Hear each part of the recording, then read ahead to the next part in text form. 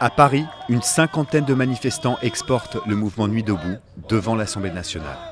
On veut mieux que ça. La loi travail, on n'en veut pas. On veut mieux que ça. Mobilisés eux aussi, lycéens et étudiants rejoignent les autres syndicats à Invalides. Quelques heures plus tard, 1500 personnes selon la police, 3000 selon la CGT, venus mettre la pression sur les députés à quelques dizaines de mètres de là.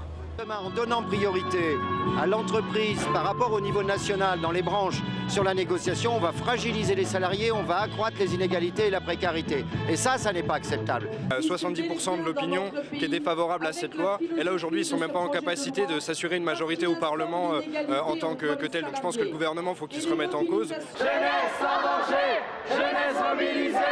À Bordeaux, mobilisation en demi-teinte, 150 lycéens défilent contre la loi El Khomri. À Rennes, la contestation a trouvé son QG.